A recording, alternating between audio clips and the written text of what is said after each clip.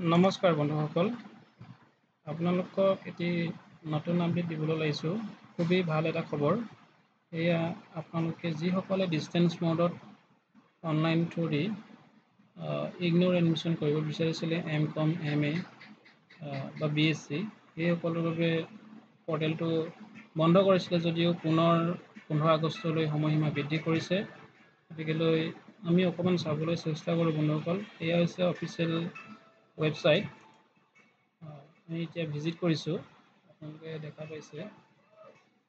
ইয়াত লিখা আছে last date for submission of application 15 August 2025।